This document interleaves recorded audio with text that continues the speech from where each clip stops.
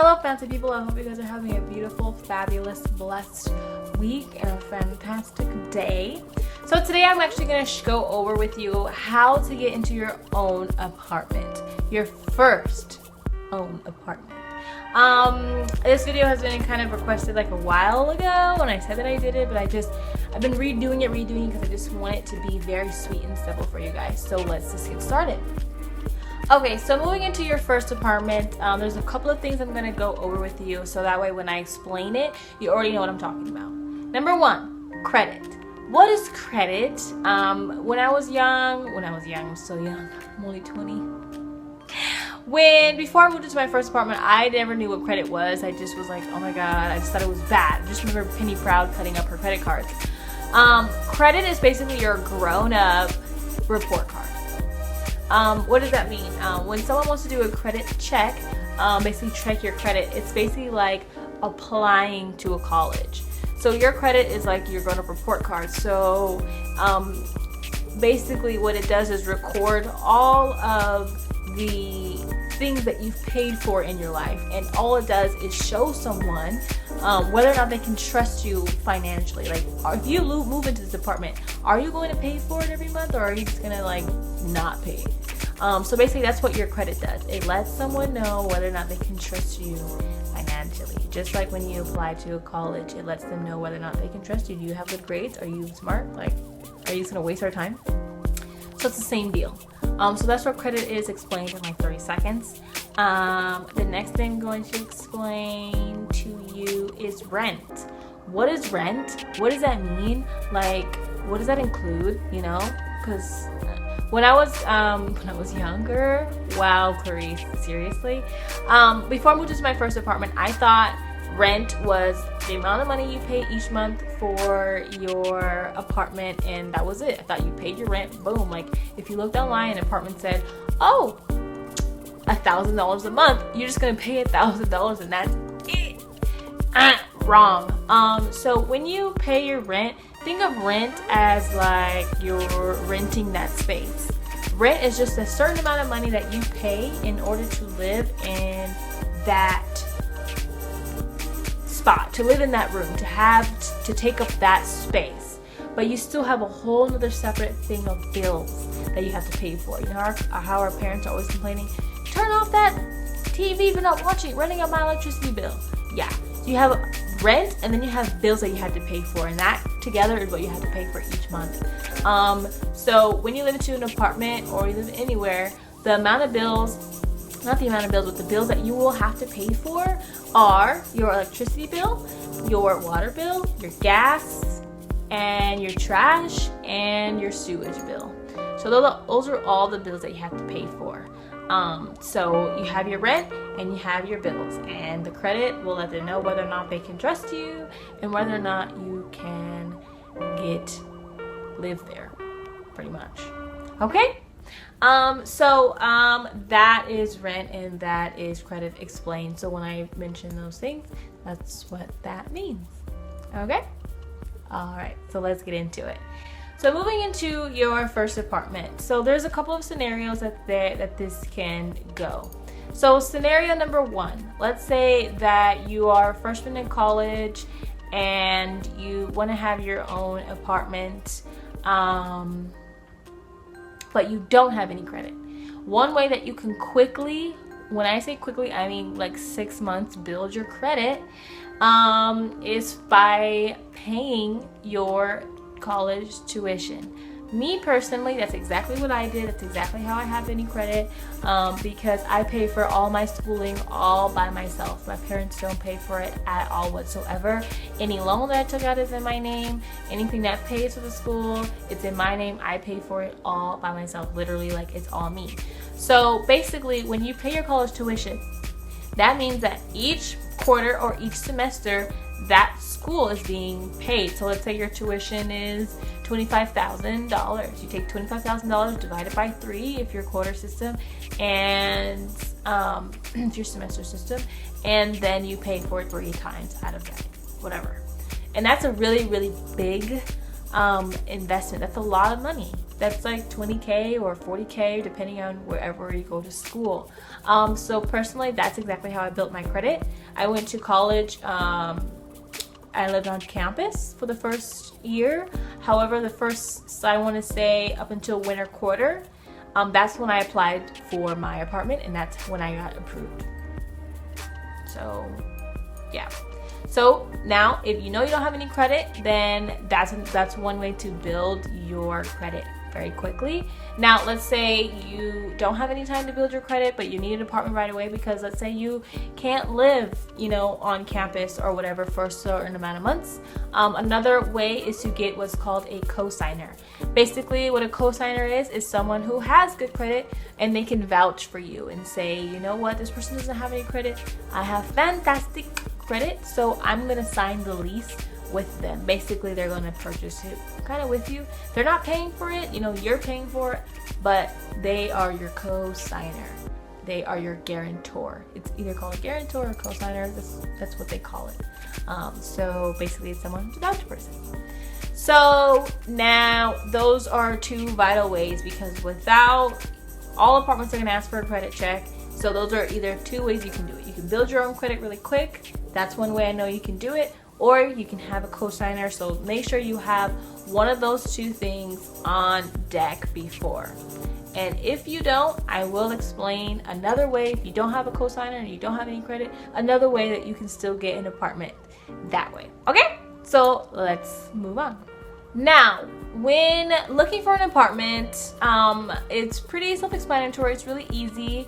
You can go online and just Google apartments in such and such area, and then they'll pop up. There's so many search engines to find apartments and things like that.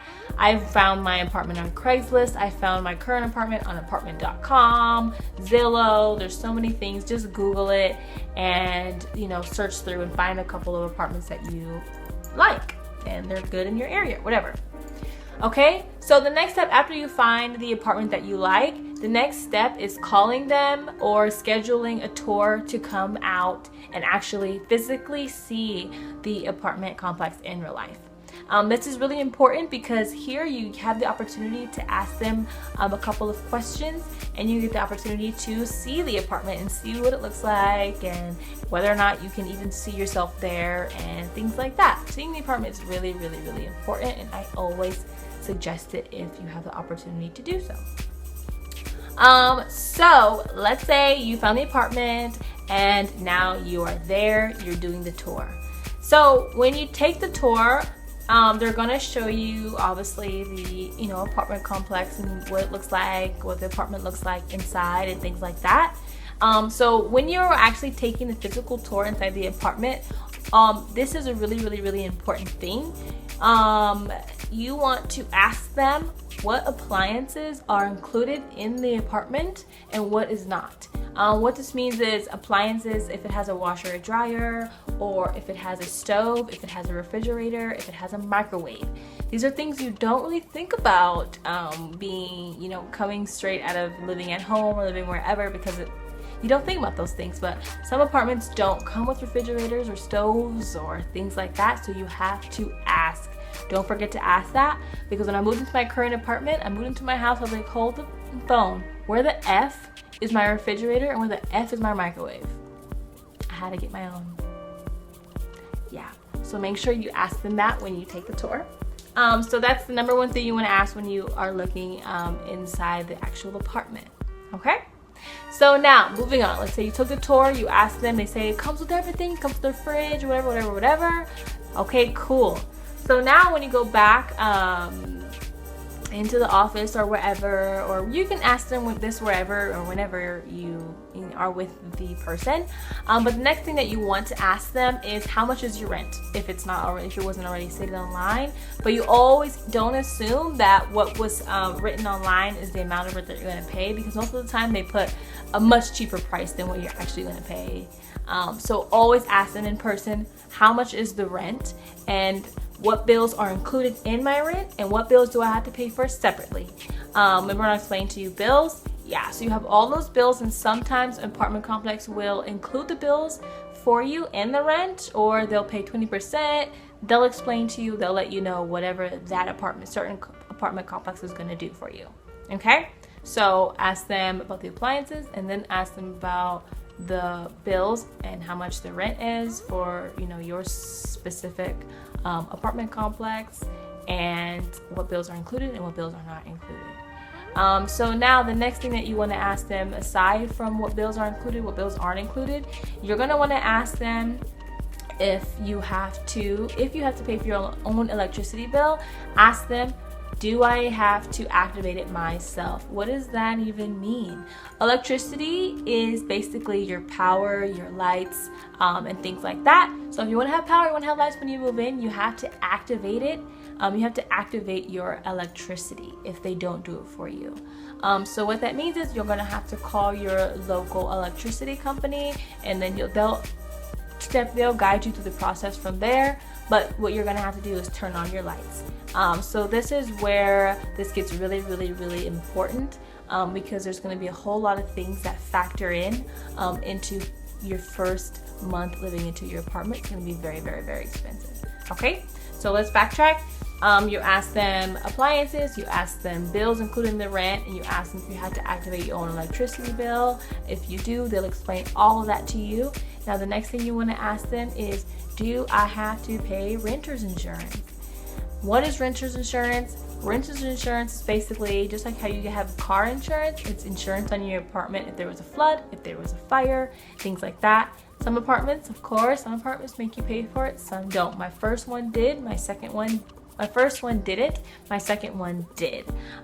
So if you do have to pay for renter's insurance, ask them, do I have to pay for it? And then they will guide you through that. They'll tell you yes, no, here's where you go to do that, and all of that stuff there. Okay, so renter's insurance, don't freak out if you have to pay renter's insurance. I freaked out because it's just annoying, but just get the cheapest one.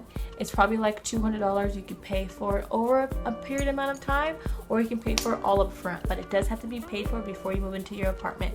So that's something that you want to ask them the first time that you speak to them. You don't want to ask them the last minute, because then you won't be moving in. Okay,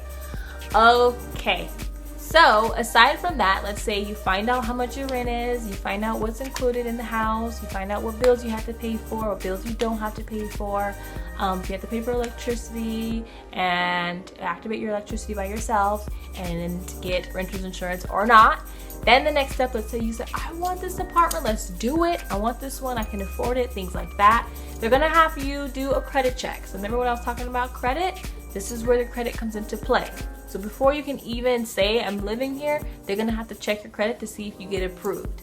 And then that's where the scenario A, if you built your credit really, by paying your own tuition or getting a credit card or getting a car, things like that, that's where that comes into play. Or whether you're not, you're gonna need a cosigner. If you know you don't have any credit and you know that's the apartment you want, bring your cosigner with you, because they'll have to be present.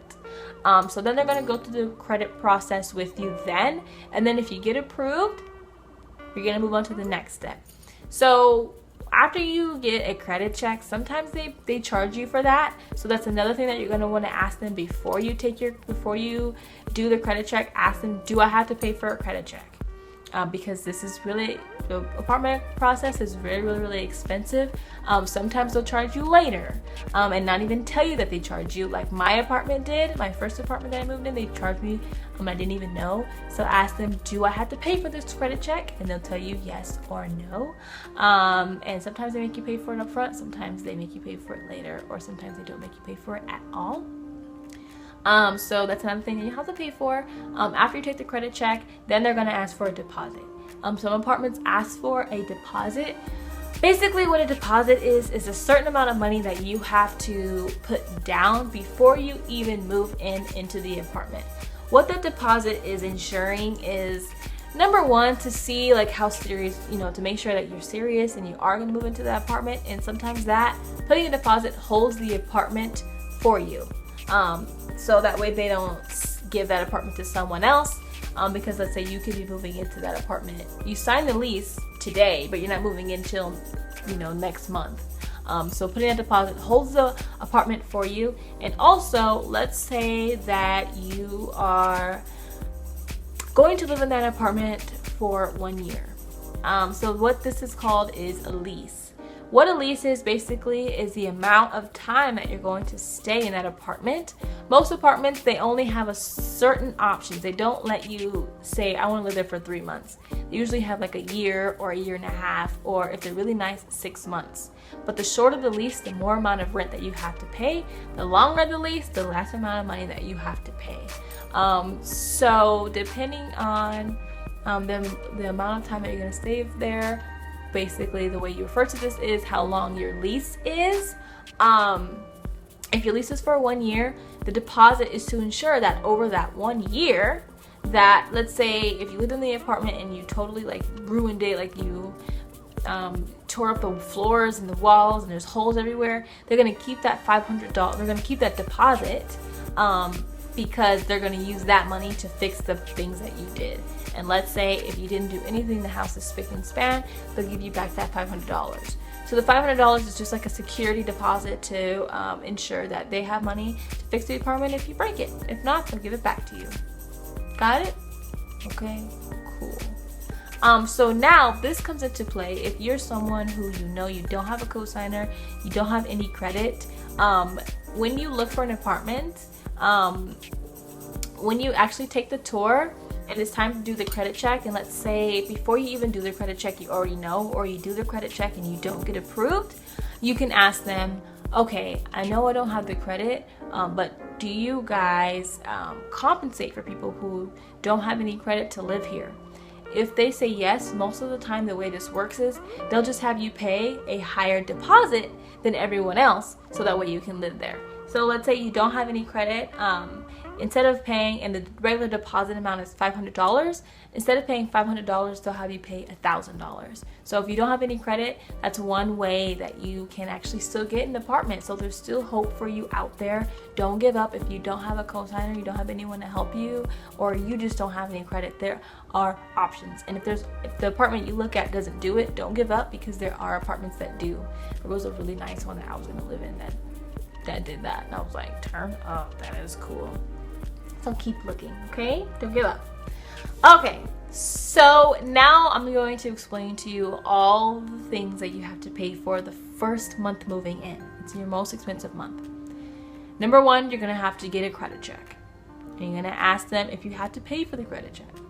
Number two, let's say it's the apartment you want, you're gonna have to put down a down payment, which is your deposit. Deposit is usually $400 to $500. Sometimes it's more. So let's say it's a $500 deposit. And then you have to, before you actually move into your apartment, and let's say you have to pay for your own electricity bill, you're gonna have to activate your electricity. So the way electricity works, you don't pay for it until after 30 days. So when you turn on your electricity and you call to get that done, you have to ask them how much is the activation fee. And they'll tell you it can be $12, it can be $180. And that's how much my first activation fee was at my first house. And it's gonna be $180 plus the amount of money your bill was that month. So if your bill was $80, it's $180 plus $80, $260 that you're gonna have to pay for at the end of that month. So always keep that in mind when you move into your apartment, to save a lot of money. So after you pay your deposit, after you get approved for your credit, and after you activate your apartment, you activate your electricity, and then after, if you have to pay renter's insurance, you pay for your renter's insurance. Now you're all set and you're moving into your brand new apartment, and then you just go from there. You just move all your stuff in, and you have friends come help you out, and blah blah blah blah blah blah blah. So now let's just quickly sum up everything so we can clearly understand. Number one, you just simply find the apartment that you want. You can go on Craigslist, you can go on apartment.com, then you book a tour, and then you go to the apartment, you check everything out, you ask them whether or not the appliances come with the home, what comes with the home, what doesn't, what do you need to bring, what do you not need to bring. And then you also ask them, how much is the rent? What bills are included in my rent? What do I have to pay for separately? Do I have to activate my own electricity bill? Do I have to pay for renter's insurance? And do I have to, and how much is my deposit? Now, if you have good credit, then you get a credit check, and then from there you pay your deposit, you pay for your renter's insurance if you have to, you activate your electricity bill, and then you're good to go. If you have a co-signer, you and your co-signer sign the lease, and then you go from there. If you don't have any credit and you do not have a co-signer, then all you're going to do is you're just going to simply ask them, is there any way I could just pay a higher deposit so that way I can live in this apartment, because I make enough money, but I just don't have any credit right now. I'm just super young, but I make buku money. So those are the 3 ways that you can do it. Very explained very quickly. I wish I could have just said that in the beginning, but let me know down below if this was very helpful for you guys. I'm so sorry that it took me so long to make this video, but I just wanted to make sure that it was perfect and it's clear, and I covered everything that you could possibly need to know in one video. I apologize for it being so long, but it's very, very important information. This is VIP stuff. Very important information. Just kidding. But yeah, so I thank you guys so much. Hopefully let me know down in the comments if this was helpful. If there's anything else that you want me to clarify, you want me to go over, just let me know down in the comments below. And always, please subscribe to my channel. Let me know that you guys are actually watching and that I'm not just doing this just to waste air and time. Yeah, so anyway, I love you guys so much. Thank you for everything, and remember to always design a fancy life, believe in yourself, and go after your dreams, and don't take no for an answer. Alrighty, I love you guys, and keep designing a fancy life. Bye.